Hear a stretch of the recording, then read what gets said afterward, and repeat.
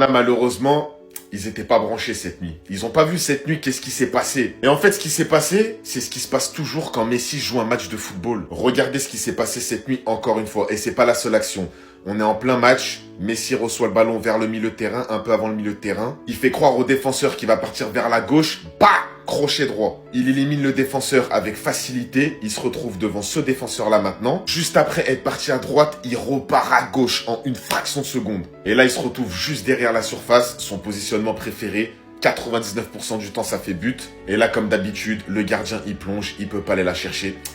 Le mec, il a pas. Et là, petit filet. Et ensuite, qu'est-ce qui se passe? Messi reçoit la balle en une touche. Regardez Suarez, hein. Il a déjà vu Suarez partir. En une touche pied droit, regardez où il a réussi à lui mettre.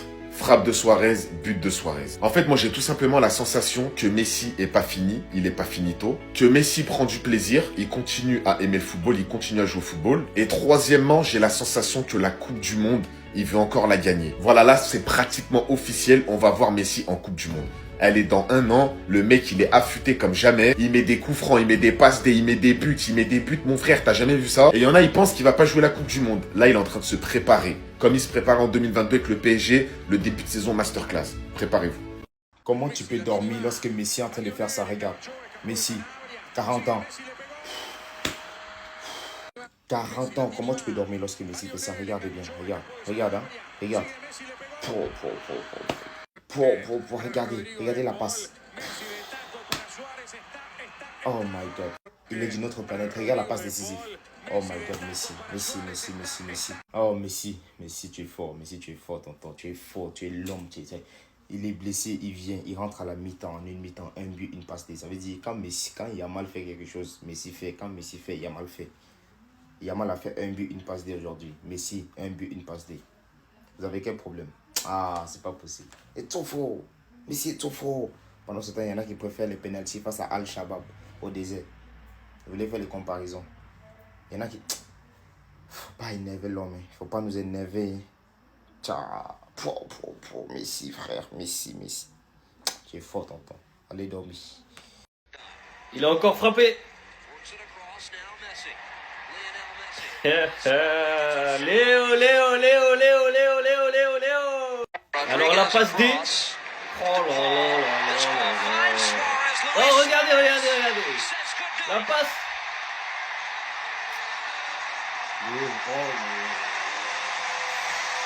Eh oui, comme vous pouvez le voir, Lamine Yamal n'est pas le seul gaucher ici de Barcelone qui a mis un but et une passe D. Messi de retour de blessure, qui pond des choses comme ça encore. Ça faisait 2 semaines qu'il n'avait pas joué, il revient, un but digne de Messi et la passe D. Non mais la passe D, faut qu'on en parle. Est-ce que vous avez vu? La passe D, c'est pied droit, il est dos au but, il voit rien, paf! Même Suarez est choqué, La vérité, c'est trop, les gars. Il a des œufs derrière la tête. Il n'y a pas un jour où il joue, et quand on se réveille, genre, on voit rien. Il y a tout le temps quelque chose.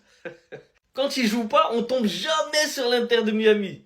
2 semaines de blessure, j'ai rien vu. Il revient de blessure, voilà. Bonne journée à tous, les gars. Bonne journée. Les gars, je suis retombé sur un but de Messi en 2007. Regardez. Je vous coupe. À ce moment précis, vous pensez qu'il va faire quoi? Instinctivement, je pense que vous allez vous dire, là, il va mettre un enroulé. Il y a le défenseur devant lui, il y a un autre qui arrive vite et il peut pas faire grand-chose. Ou bien il part en dribble, face à face, il essaye un truc. Eh ben non. Là, c'est un but qu'il y a que Messi qui peut voir ou mettre. Je vous mets la suite tout de suite. On reprend dès le début. Regardez. On a décalé. Là, c'est Messi.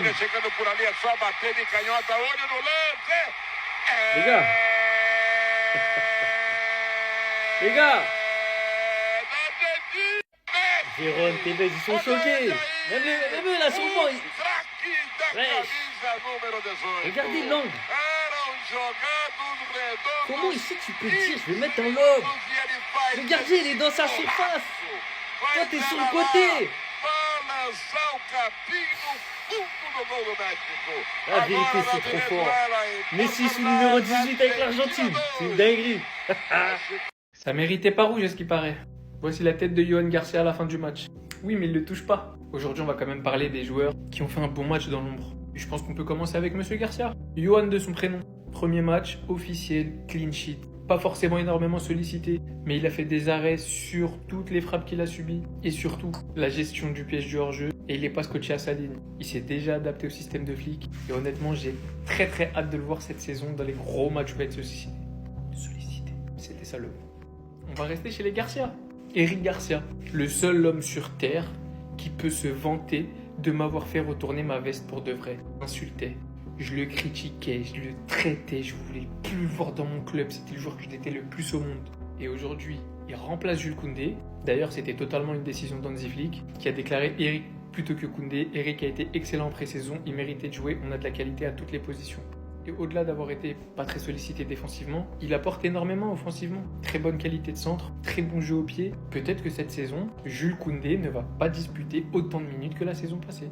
Et pour finir, je sais qu'il y en a beaucoup qui n'ont pas aimé son match, mais moi j'ai énormément apprécié le match d'Araujo. Et je vous explique. C'est pas pour le défendre ou pour faire le mec différent de tout le monde. Mais tous les ans en Liga, vous savez, Getafe, Mallorca, Cadiz, l'Atlético, ce genre de match. Vous voyez ce genre de match où on se fait malmener et où les attaquants, Mouriki, Abdon Prats et j'en passe, font la misère à nos défenseurs. Bah ça fait du bien d'avoir un mec rugueux qui vient mettre du contact, qui ceinture Mouriki, qui lui fait comprendre aujourd'hui le duel tu vas pas le gagner. Parce que c'est comme ça que ça marche. C'est un duel psychologique entre le défenseur et l'attaquant. Bah moi j'aime savoir qu'on a un défenseur capable de répondre présent physiquement, dans de la force pure. Vous pouvez ne pas apprécier, mais vous réaliserez avec le temps qu'avoir un profil comme Araujo qu'on n'a pas au Barça, surtout que Nico Martinez est parti, ça nous sera très utile, aussi bien dans le domaine aérien qu'au sol dans les duels. Bref, vous savez, de toute façon, moi je suis toujours dans le train.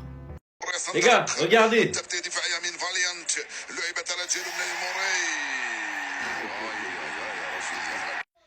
Alors là, je suis un peu mitigé. En vrai, les gars, moi, personnellement, si j'étais l'arbitre du match, j'ai déjà mis 2 cartons rouges à Mallorca.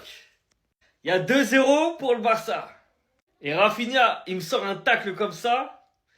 Je le sors le rouge. Je sors le rouge, les gars. Je suis désolé, mais dans la vie, faut être neutre. Faut essayer d'être juste, pas neutre. Faut être juste.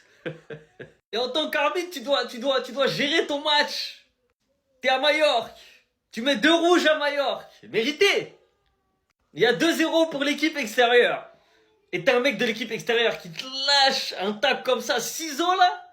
T'es obligé de mettre le rouge. Faut compenser. T'es obligé de compenser pour calmer les supporters. Pour que les gens se disent, ah, lui, il est pas pro Barça. Mais là, on sait déjà comment ça va finir. Ils vont dire, l'arbitre, il est pro Barça. L'arbitre, il est corrompu. On connaît déjà. Et là, l'arbitre, il a été bête. Parce qu'en fait, s'il aurait sorti le carton rouge, il aurait montré à tout le monde, moi, je suis neutre. Moi, j'ai un drapeau blanc. Je supporte personne. Mais, quand il y a rouge, je mets. C'est tout. Et là, il a pas fait ça. Donc là, l'arbitre, première journée de Liga, il va prendre cher. Le Real Madrid, sur leur chaîne télé, ils vont faire encore des propagandes. La Liga n'a pas fini avec les problèmes d'arbitrage. Hansi Flick est très énervé. Et j'en étais sûr, ça se voyait sur son visage pendant la rencontre. Regardez ce qu'a déclaré le coach allemand après le match et la victoire du Barça contre Mallorca. Je n'ai pas aimé le match, ce sont 3 points importants. Après avoir mené 2-0 et avec les 2 cartons rouges, je pense que mon équipe a joué à 50%. Ça ne peut pas arriver, je dois en parler avec les joueurs. Vous savez les gars, je regardais le match avec mon père et je lui ai dit, c'est pas normal, si ça avait été le Bayern, il y aurait eu 9-0 dans le match. Et bizarrement, Flick est l'ancien entraîneur du Bayern. Et à ce moment-là, je lui ai dit, mais ça peut pas arriver, à mon avis, lui, il est pas content de ça. Et quand tu vois la déclaration, bah c'est exactement ça. Parce que il a senti, et on l'a tous vu, qu'il y avait plus de rythme. Comme si le Barça avait un peu de peine pour Mallorca et ne voulait pas enfoncer le clou. Sauf qu'avec Flick, ça n'existe pas. Lui, il était adjoint de l'Allemagne quand il y a eu le 7-2. Lui, il a mis le 8-2 au FC Barcelone. Avec Flick, même si l'équipe adverse, ils sont 2 sur le terrain, c'est le football des méchants. Tu vas au bout. Tu peux gagner 8-0, tu vas gagner 8-0. Tu gagnes pas 5-0. Mais finalement, c'est avec cette mentalité-là qu'il a remis le Barça en marche. Donc, comment lui en vouloir finalement?